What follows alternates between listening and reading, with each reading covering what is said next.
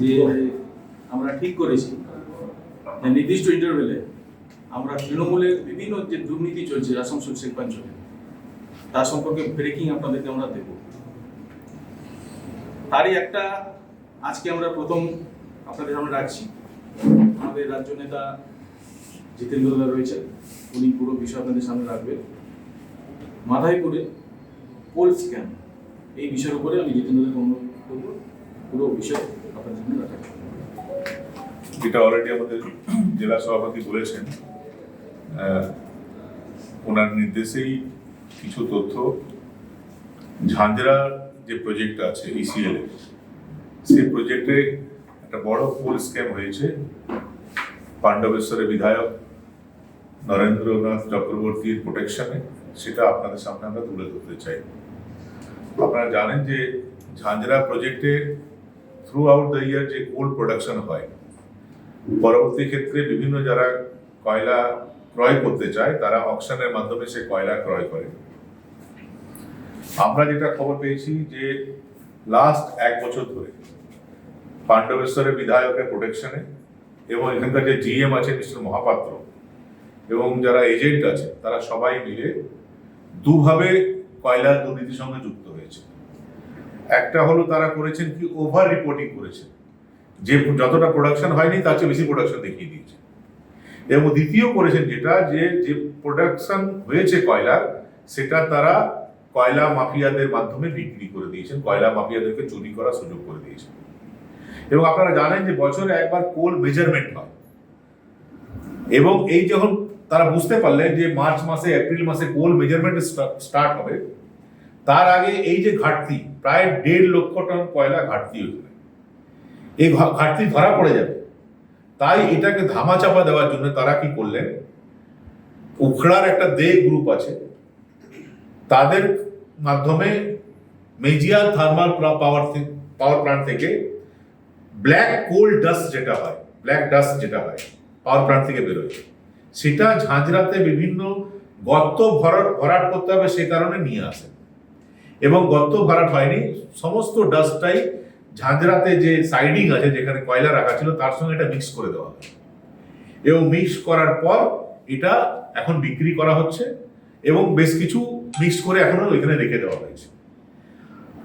আমরা লোকালি খবর পাচ্ছিলাম, কিন্তু আমরা কংক্রিট এভিডেন্স পাচ্ছিলাম না বলে এটা আমরা আপনাদের সামনে আনছিলাম না। আজকে আমরা এভিডেন্স পেয়েছি, কয়লা মিক্সিং এর ভিডিও, ওই র্যাকের মাধ্যমে যে কয়লা পাঠানো হচ্ছে তার সঙ্গে ওই ডাস্ট সবটাই পাঠানো হচ্ছে, সবটাই আমরা আজকে পেয়েছি। এবং সমস্ত ভিডিও আপনাদের সঙ্গে আমরা শেয়ার করবো, যদি আপনারা বলেন তো আমরা আপনাদেরকে এখন দেখিয়েও দিতে পারি, বা আপনাদের সঙ্গে গ্রুপে আমরা শেয়ার করে দেবো, সেটা আপনারা পাবেন। এবং এটা বড় স্ক্যাম, এবং আমাদের জেলা প্রেসিডেন্ট জেলার সমস্ত নেতৃবৃন্দের সঙ্গে কথা বলে এই স্ক্যামের পরিপ্রেক্ষিতে বেশ কিছু সিদ্ধান্ত নিয়েছেন। আপনার ঝাঁঝরা প্রজেক্টের জেনারেল ম্যানেজার, সেখানকার এজেন্ট এবং পাণ্ডবেশ্বরের বিধায়ক, তাদের যোগ সাজসে এই যে বড় কোল দুর্নীতি হয়েছে সেটাতে কি কি পদক্ষেপ আমাদের ভারতীয় জনতা পার্টি নিতে চলেছে সেটা আপনাদেরকে আমাদের জেলা প্রেসিডেন্ট জানাবেন। দেখুন, প্রথমত এই স্ক্যাম সম্পর্কে আমরা পুলিশ কমিশনারের সঙ্গে দেখা করবো এবং পুলিশ কমিশনারকে একটা চিঠি দেবো। তাকে আমরা অনুরোধ করবো উনি সুমোটো এই স্ক্যাম সম্পর্কে তদন্ত করবেন, এফআইআর করবেন। যদি না হয় তাহলে আমরা এই বিষয়টাকে সিবিআই কোর্টে আমরা নিয়ে যাব।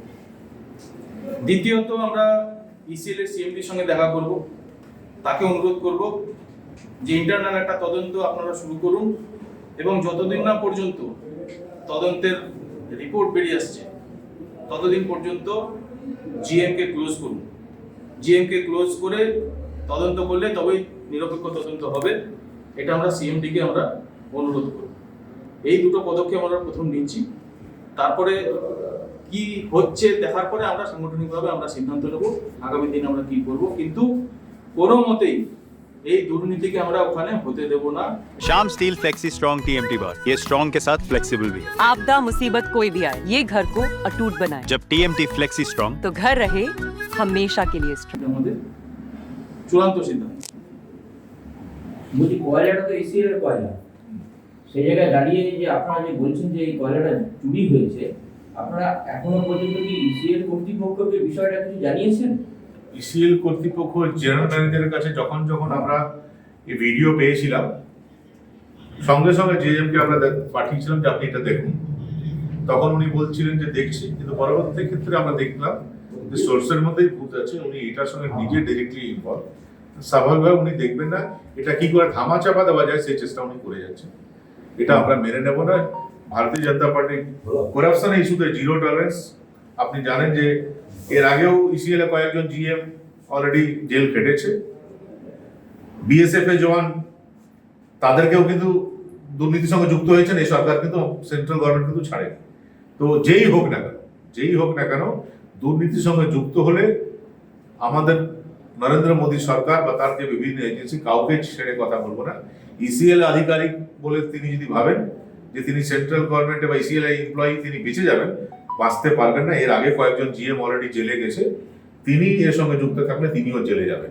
এবং কোল মেজারমেন্টের মাধ্যমে এটা যে ধামাচাপা দেওয়ার চেষ্টা করছেন মিক্সিং এর মাধ্যমে, সেটাও কিন্তু আমরা ভিডিও পেয়ে গেছি। ভিডিও আমরা আপনাদের মিডিয়া যে গ্রুপ আছে সেটা আমাদের তরফ থেকে দিয়ে দেওয়া হবে, সেটা আপনারা দেখুন। এবং আপনারা ভিডিও দেখলে আপনারা নিজেই বুঝতে পারবেন পুরো ভিডিওটা দেখলে কিভাবে। আচ্ছা বলুন না, কয়লার ডিপু তো সেখানে কালো ছাইয়ের কি দরকার? কয়লার ডিপুতে তো কয়লা থাকবে, সেখানে অন্য জায়গা থেকে কালো ছাই আনা হবে কেন?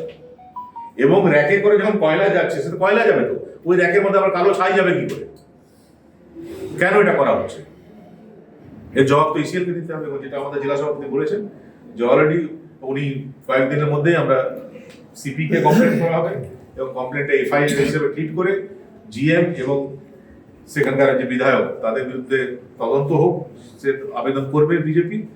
যদি তারা না করেন তাহলে অন্যান্য ইন্ডিপেন্ডেন্ট এজেন্সি সেন্ট্রাল গভর্নমেন্টে যেটা আছে, সিবিআই ও অন্যান্য যারা আছে, তারা যেন এটা করে সেটাও তারা দেখবেন। এবং সিএমডি কেও বলা যায় সিএমডি কে এটা দেখতে হবে। যদি না দেখেন তাহলে যেটা যেটা করার সবটাই করাবেন। এটা কারো ব্যক্তিগত সম্পত্তি না, এবং নিজের চেয়ার ইউজ করে যদি কেউ এটাকে মিসইউজ করে, পাওয়ার মিসইউজ করে, ভারতীয় জনতা পার্টি এটা বসে দেখবে না। এটা চলে বেনু চলে আমার আরো ওয়ার্ড অফিসার মন্ডল সভাপতি এসেছেন, যারা যারা স্পটে চলে।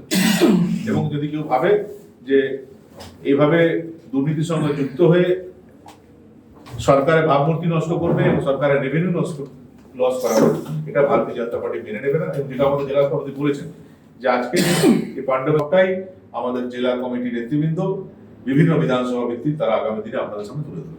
1.5 লক্ষ টন কয়লার যে দুর্নীতির কথা বলছেন, সেটা কি 1.5 লক্ষ টন কয়লা লুট হওয়ার অভিযোগ করছেন না? দুভাবে হয়েছে। একটা কয়লা চুরি বিক্রি করে দেওয়া হয়েছে কয়লা ব্যবসায়ীদেরকে, আর কিছু কিছু ওভার রিপোর্টিং দেখানো, দুভাবে দুর্নীতি হয়েছে।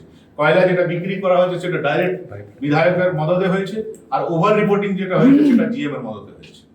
এই 1.5 লক্ষ টনের কি কোনো তথ্য রয়েছে? 1.5 লক্ষ টনের ওভার রিপোর্টিংটা কত হয়েছে? ওভার রিপোর্টিং টোটাল 1.5 লক্ষ টন যেটা দেখিয়েছে তার মধ্যে 1.5 লক্ষ টন ঘাটতি আছে। আমরা আমাদের ওইখানে তো বিভিন্ন এমপ্লয়িরা কাজ করে যাদের নাম প্রকাশ অনিচ্ছুক, তারাই তো বিভিন্ন তথ্য আমাদেরকে দেয়। তাদের কাছে আমরা যেটা জানতে পেরেছি যে যখন মেজারমেন্ট স্টার্ট হলো তখন দেখা গেল যে প্রায় 1.5 লক্ষ টন কয়লা কম আছে।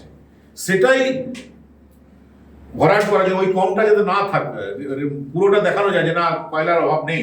সেই কারণে এই কালো ছাই মিডিয়া থেকে আনা হলো দে গ্রুপের মাধ্যমে, তারাও এর সঙ্গে যুক্ত আছে। ইসিএল কি অফিসিয়ালি এই 1.5 লক্ষ টন ঘাটতির কথাটা বলছে না? ইসিএল তো মেজারমেন্টের প্রসেস এখন চলছে, ইসিএল এর মেজারমেন্টের প্রসেস চলছে। মানে আপনারা অনুমান আমরা অনুমান না, আমরা জেনেছি, যারা যারা ওইখানে কাজ করে তাদের কাছে জেনেছি তো।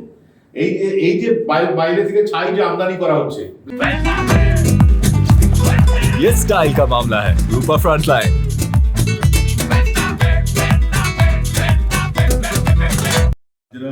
যে প্রজেক্ট আছে ইসিএল এর, সেই প্রজেক্টে একটা বড় কোল স্ক্যাম হয়েছে।